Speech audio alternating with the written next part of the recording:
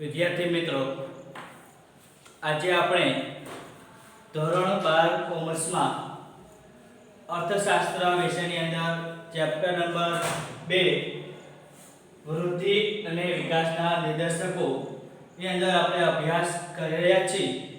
તો આના પહેલા આપણે આર્થિક વૃદ્ધિ વિશે અભ્યાસ કર્યો,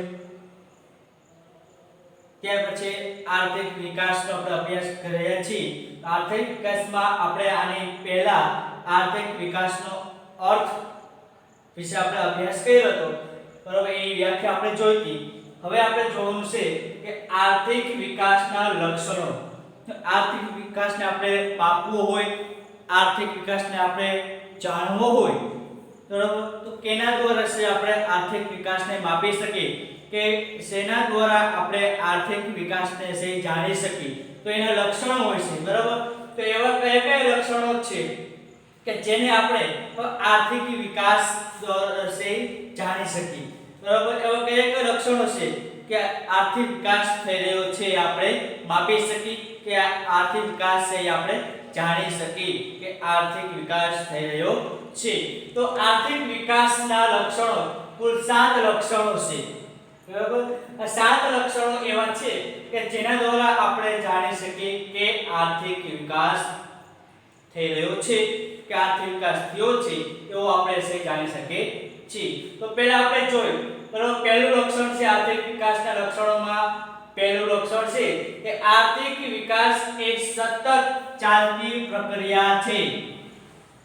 તો પહેલો જ મુદ્દો છે કે આર્થિક વિકાસ એ સતત ચાલતી પ્રક્રિયા, એટલે કે આર્થિક વિકાસ એ સતત ધીમે ધીમે સતત ચાલ્યા જ કરે છે, બરોબર. ક્યાંય આર્થિક વિકાસ છે મંદ નથી થતી, એટલે કે આર્થિક વિકાસની પ્રક્રિયા છે તો કે સતત ચાલતી પ્રક્રિયા છે, બરોબર. સતત ચાલતી પ્રક્રિયા છે. હવે શું કહેજો કે આર્થિક વિકાસની પ્રક્રિયા ચોક્કસ દિશામાં નિયત ક્રમમાં ધીમી પણ મજબૂત પ્રક્રિયા છે.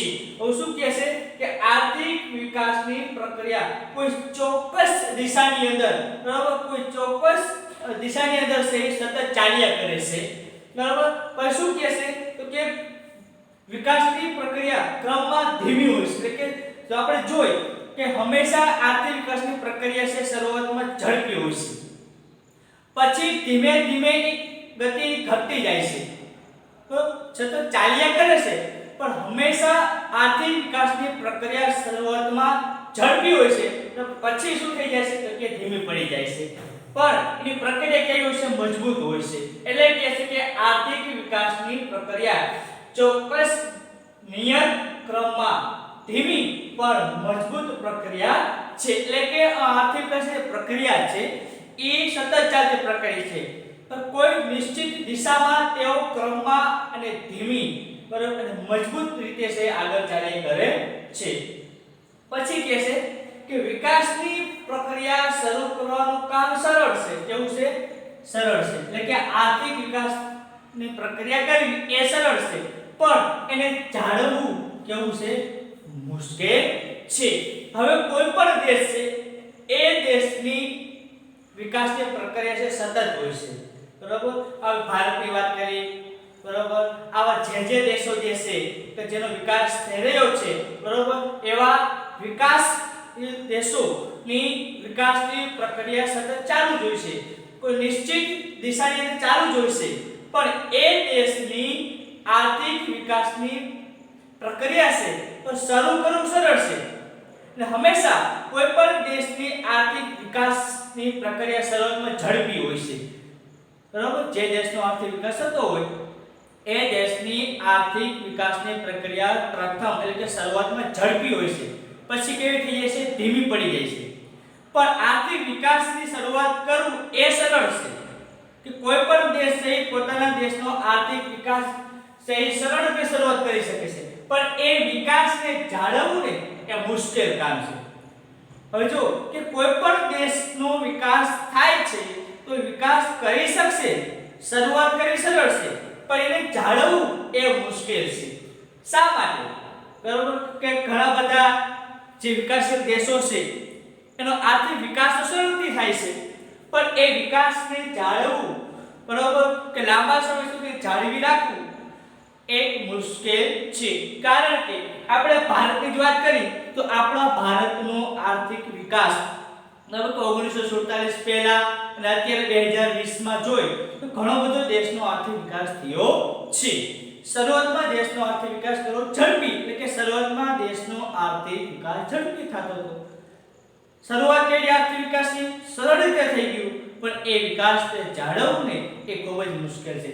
કારણ શું કે દેશની અંદર આર્થિક વિકાસને જાળવવાના એવા કયા પરિબળો છે કે એને જાળવવું મુશ્કેલ છે? તો પહેલા આપણે જોઈ ગરીબી, બેકારી અને બેરોજગારી. આ ત્રણ મુદ્દા એવા છે, આ ત્રણ બાબતો એવી છે કે આ ત્રણ સમસ્યાઓ એવી છે કે જે દેશની અંદર આર્થિક વિકાસને જાળવવામાં બરાબર છે અડચણરૂપ આવે છે. બરાબર કે આ ત્રણ જે પરિબળો છે, ત્રણ મુદ્દાઓ છે, ગરીબી, બેકારી અને બેરોજગારી. કારણ કે આ ત્રણેયમાં ઘટાડો થતો હોય તો જ દેશનો આર્થિક વિકાસ થઈ રહ્યો છે એવું કહી શકાય. હવે આપણે વાત કરી કે જાળવવું શું કામ મુશ્કેલ છે, કે આર્થિક વિકાસ જાળવવો શા માટે મુશ્કેલ છે?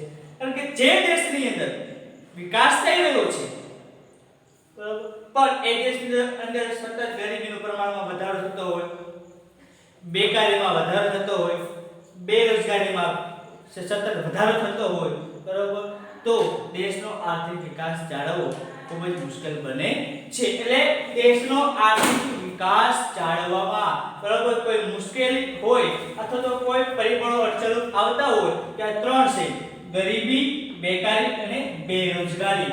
જે દેશની અંદર સતત બેરોજગારીમાં વધારો થતો હોય, બેકારીમાં વધારો થતો હોય કે ગરીબીના પ્રમાણમાં વધારો થતો હોય, એ દેશની અંદર આર્થિક વિકાસની પ્રક્રિયા છે એ જાળવવું અથવા આર્થિક વિકાસનું પ્રમાણ જાળવવું એ ખૂબ જ મુશ્કેલ હોય છે. તો વિદ્યાર્થી મિત્રો, આ પ્રથમ લક્ષણ કે આર્થિક વિકાસ એ સતત આર્થિક પ્રક્રિયા છે.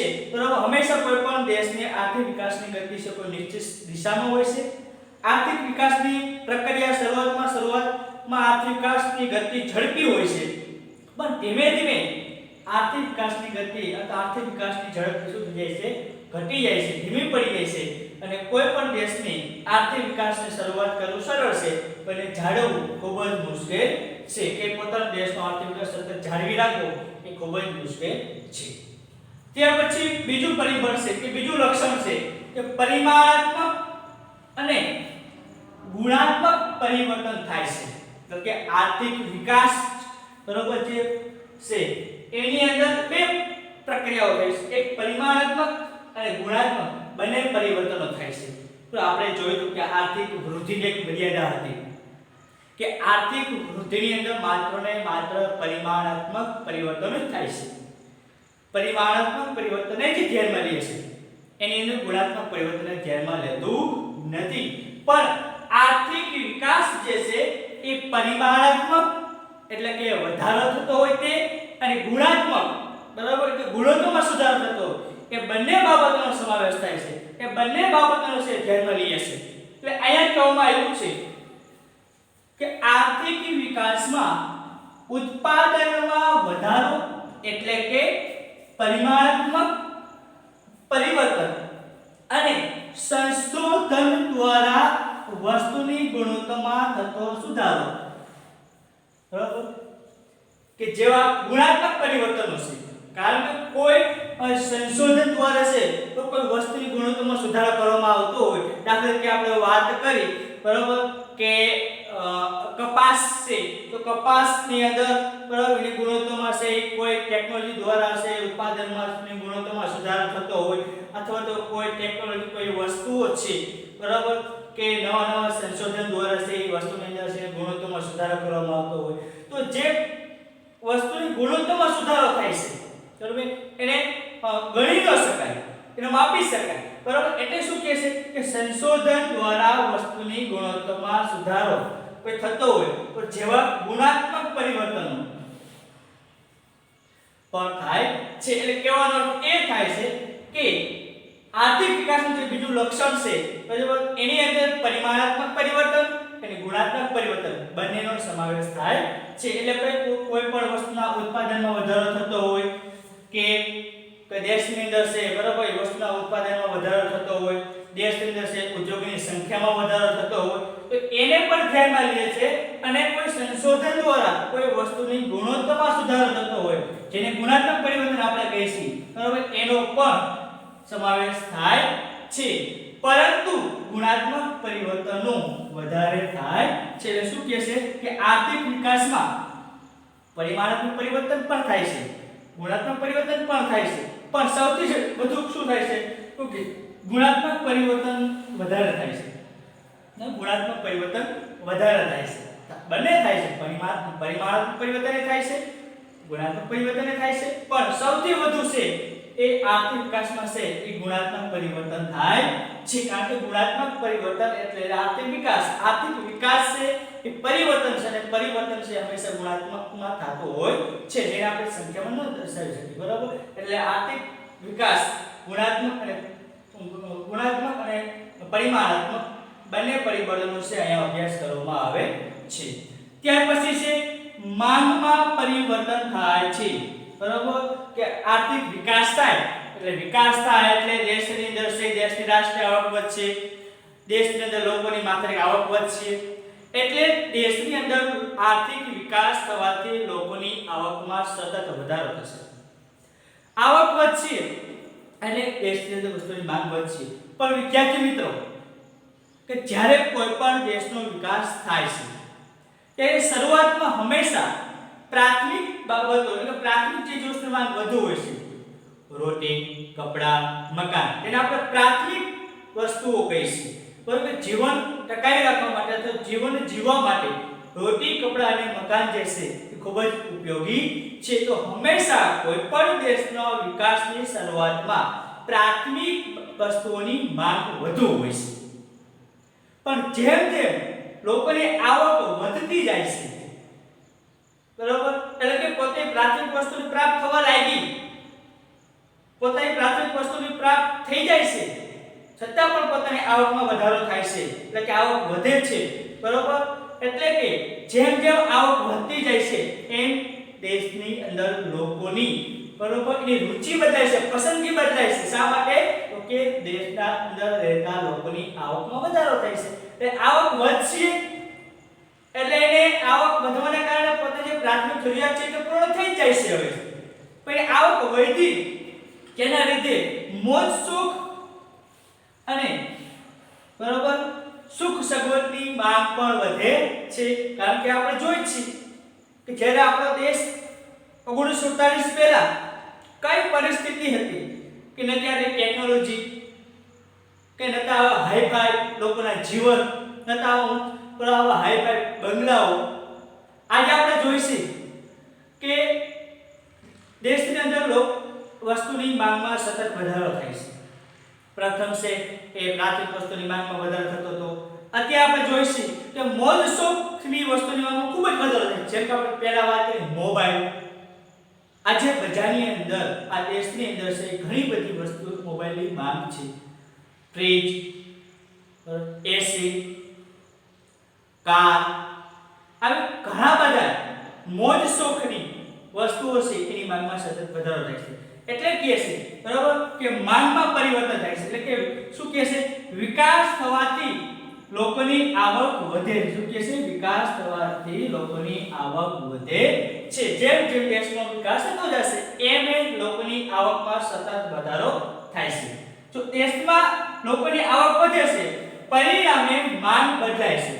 તો આવક વધી આપણે જોઈશું કે આપણી પાસે આવક ઓછી હોય બરાબર તો આપણે છે ગાડી મોબાઈલ બરાબર એસી એ વસ્તુ ખરીદી જ નહીં કારણ કે પહેલા તો આપણું જીવન જીવવા માટે જે રોટી કપડાં અને મકાનની જરૂરી છે પહેલા એ પૂર્ણ કરશું જો આપણે આવક સતત વધતી રહેશે આપણી જરૂરિયાત પ્રાથમિક જરૂરિયાત પૂરી થઈ જાય છે અને આપણી પાસે પૈસા વધે છે એટલે આપણે છે મોજ શોખ બરાબર જીવન જીવવાની કે સુખ સગવડની વસ્તુઓ ખરીદવા આપણે આકર્ષાશું એટલે બજારની અંદર શું થશે તો કે વસ્તુની માંગમાં વધારો થશે પરિણામે માંગ બદલાય છે વિકાસના શરૂઆતના તબક્કામાં પ્રાથમિક વસ્તુની માંગ વધે છે. શું કહે છે કે વિકાસના શરૂઆતના તબક્કામાં એટલે કે જ્યારે વિકાસની શરૂઆત થાય છે ત્યારે દેશની અંદર પ્રાથમિક વસ્તુની માંગ વધુ હોય છે. રોટી કપડાં અને મકાન જેવી વસ્તુની માંગ વધુ હોય છે.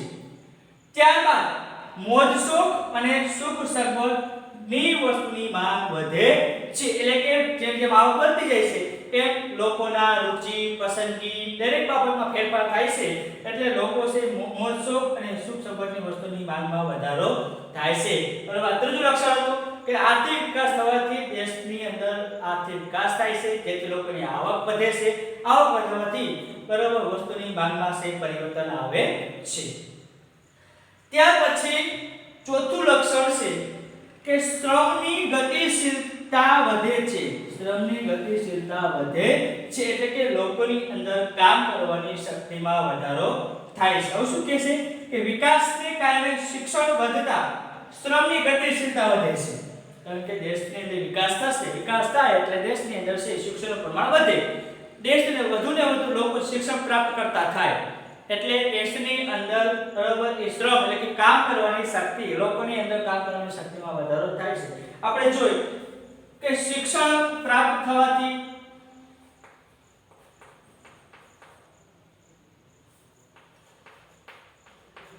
બરાબર ઔદ્યોગિક શિક્ષણ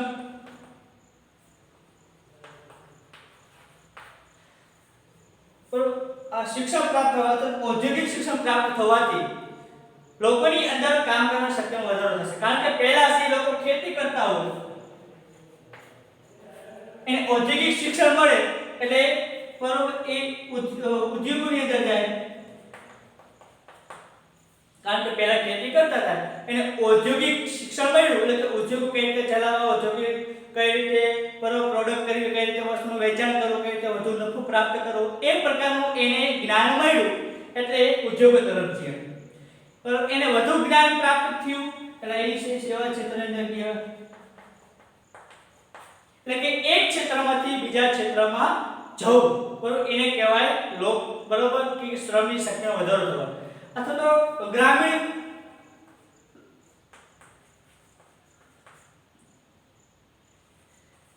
વિસ્તારમાંથી એટલે કે ગામડાઓમાંથી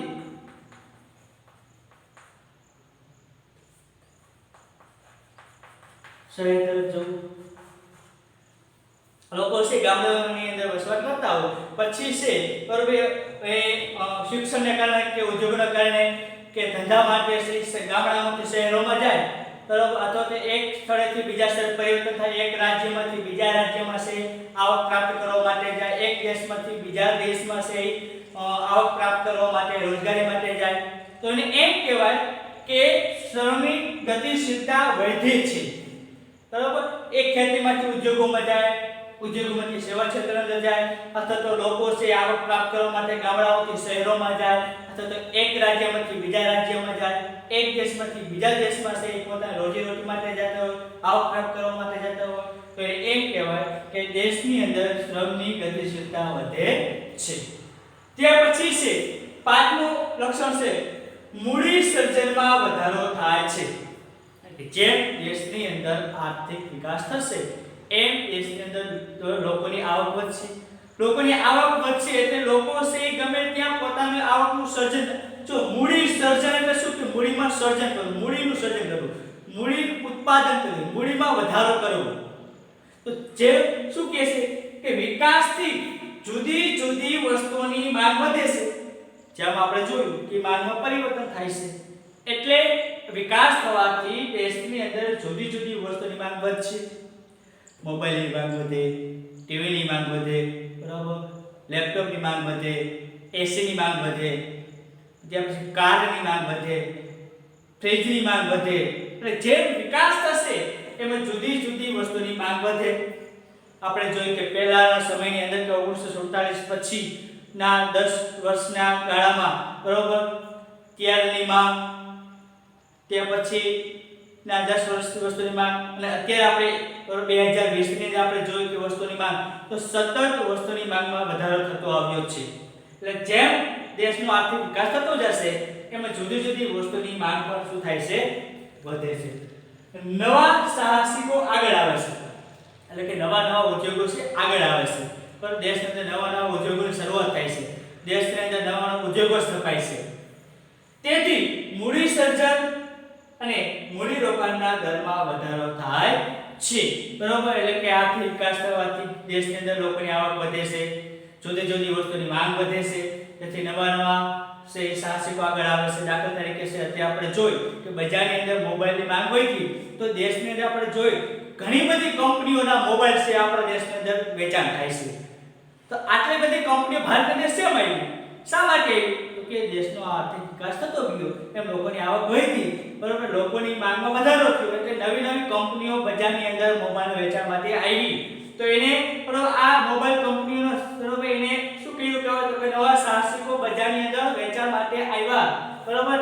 તો તેથી શું થશે? તો કે મૂડીનું સર્જન થશે, કે જે લોકો વેપાર કરશે, ઉદ્યોગો આવશે, એને શું થશે કે આવક વધશે, એટલે મૂડીનું સર્જન થશે, અને એ શું કરશે? તો કે મૂડી રોકાણમાં વધારો થાય છે. એટલે કે દેશની અંદર વિકાસ થવાથી લોકોની આવક વધશે, આવક વધવાથી જુદી જુદી વસ્તુની માંગ વધશે, વસ્તુની માંગ વધે એટલે બજારની અંદર છે નવા નવા સાહસિકો છે એ આવશે, નવા નવા ઉદ્યોગો આવશે, તેથી મૂડીનું સર્જન થશે, તો મૂડીનું સર્જન થશે અને દેશની અંદર છે મૂડીનું રોકાણના દરમાં વધારો થાય છે. આપણે જોઈશું પછી આપણે છે દાખલા તરીકે આપણી આવક જે હોય, તો આપણે દાખલા તરીકે વર્ષની 2 લાખ આવક હોય અને વર્ષને 10 લાખ રૂપિયાનો ખર્ચ થતો હોય, તો આપણે લાખ રૂપિયા જે વહી જાય એને ગમે મૂડીનું રોકાણ કરી નાખીએ, શેર ખરીદી લે અથવા બેંકની અંદર બાધે મુદતમાં મૂકી દે, બરોબર. કારણ કે આપણે શેર ખરીદી લે તો એમાંથી આપણે અમુક સમય છે વ્યાજ મળશે, બેંકની અંદર તમે પૈસા મૂકી દો બાધે મુદતમાં, તો તમે લાખ રૂપિયા મૂક્યા, બરોબર, અને 50% 10 વર્ષે 5 વર્ષે છે તમને 30% વ્યાજ મળે, 50% વ્યાજ મળે, તો 10% વ્યાજ મળે, 12% વ્યાજ મળે, તો તમે જે લાખ રૂપિયા મૂક્યા એના એથી વધુ પૈસા તમને મળશે. તો લાખના શું થઈ છે? લાખના છે 1,12,000 થાય, 1,10,000 થાય, 1,40,000 થાય, 50,000 થાય, એટલે તમે 1 લાખ મૂક્યા એના કરતા તમને શું મળશે? વધારે પૈસા મળશે, કારણ કે મૂડીનું સર્જન થયું. એટલે દેશની અંદર લોકોની આવક વધવાથી મૂડીનું સર્જન થશે, મૂડી રોકાણના દરમાં વધારો થાય છે. ત્યાર પછી છે ટેકનોલોજીમાં ફેરફાર થાય છે. જેમ દેશનો વિકાસ થતો જાય એમ છે બરોબર ટેકનોલોજીમાં ફેરફાર થાય. આપણે જોઈ કે 1947 માં જ્યારે આપણો દેશ આઝાદ થયો કે આટલી જે અત્યારે 2020 માં આપણી પાસે જે ટેકનોલોજી છે ત્યારે નહોતી. જે વિકાસ થતો ગયો એમ ધીમે ધીમે આપણી પાસે છે ટેકનોલોજી આવતી ગઈ. આપણે અત્યારે જોઈ શકીએ કેવા કેવા સાધનો છે. હોસ્પિટલોની અંદર જોઈ તો હવે અત્યારે છે બરાબર ઓપરેશન કરવાના સાધનો આવી ગયા, બરાબર નંબર ઉતારવાના સાધનો આવી ગયા. આપણે કૃષિ ક્ષેત્રની અંદર જોયું કે કેવા સાધનો આવી ગયા. આપણે ઉદાહરણ લઈએ કે પહેલા વીજળી ઉત્પાદન કરતા તો પાણીથી વીજળીનું ઉત્પાદન કરતા હતા. અત્યારે આપણે જોઈએ કે સોલાર છે, બરાબર પવન ચક્કી છે, એના દ્વારા પણ છે આપણે વીજળી ઉત્પાદન કરી શકીએ છીએ. તો આને ટેકનોલોજીનો ફેરફાર થયો કહેવાય. પહેલા છે પેટ્રોલ ડીઝલથી ગાડી ચાલતી હતી, અત્યારે આપણે જો ટેકનોલોજીમાં ફેરફાર થયો એટલે અત્યારે ગેસ ઉપર છે ગાડીઓ ચાલે છે. તો એક ટેકનોલોજીમાં ફેરફાર થયો કહેવાય, બરોબર. એટલે કે છે કે ટેકનોલોજીમાં ફેરફાર થાય છે તો એ પણ એક આર્થિક વિકાસનું લક્ષણ છે કે આર્થિક વિકાસની અંદર તો કે ટેકનોલોજીમાં પણ ફેરફાર થાય છે.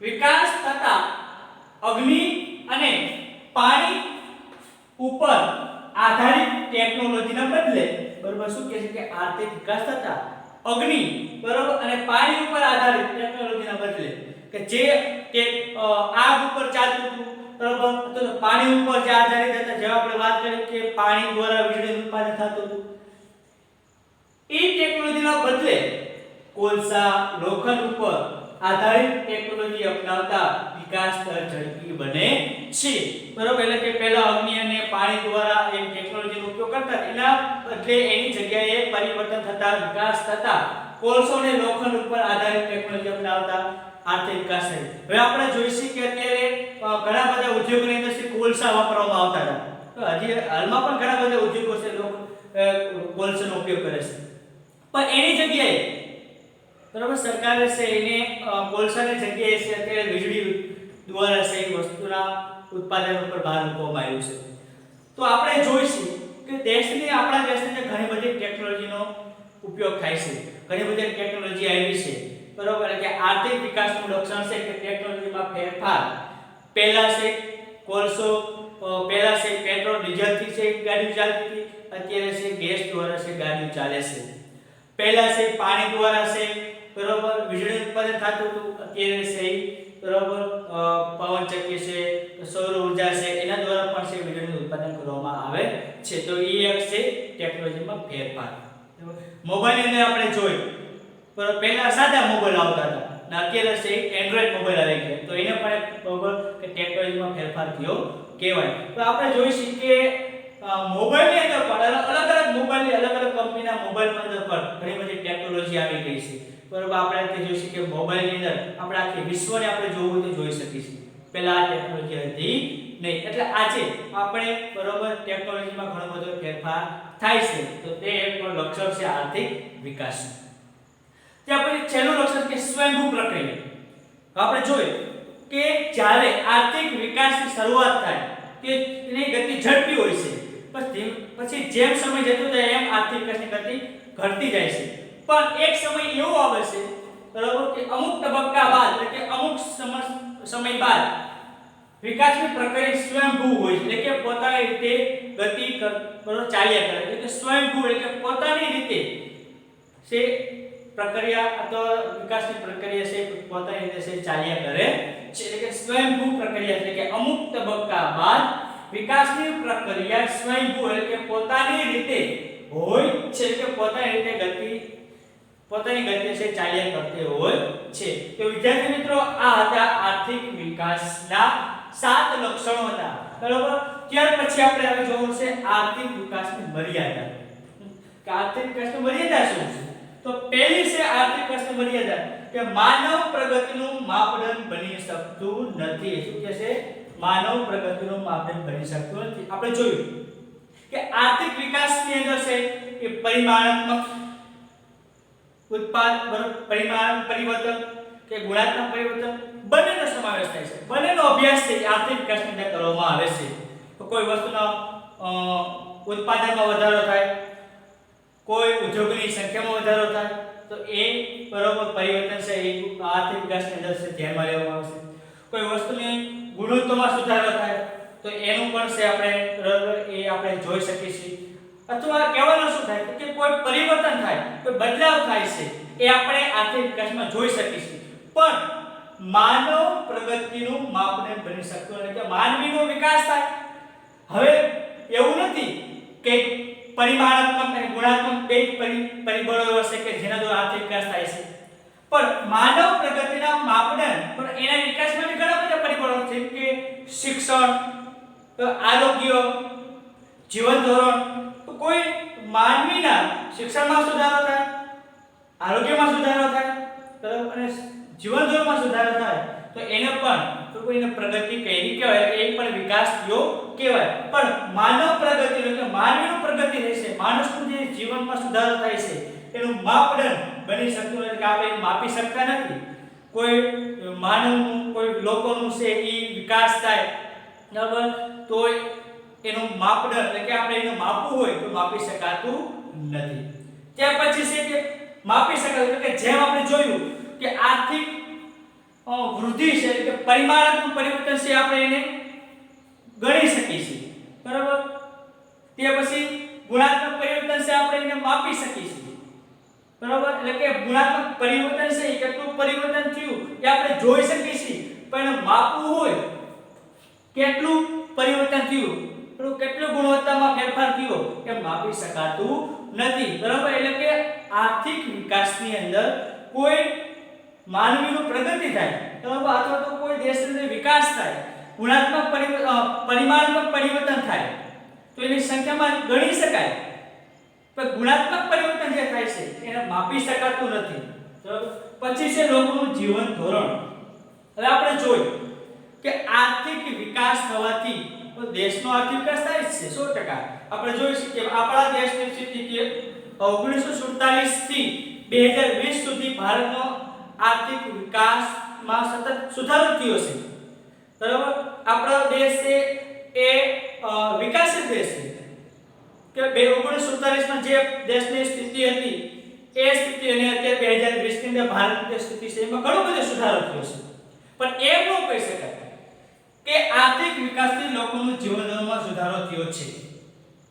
કારણ શું કે 1947 થી 2020 સુધી ભારતનો આર્થિક વિકાસ થયો છે, તો એ આર્થિક વિકાસ થવા શું દેશના બધા જ લોકોનો વિકાસ થયો છે? બરાબર ના, દેશનો વિકાસ થવાથી ભારત બરાબર એટલે કે દેશનો વિકાસ થવાથી બધા લોકોનો વિકાસ થયો નથી.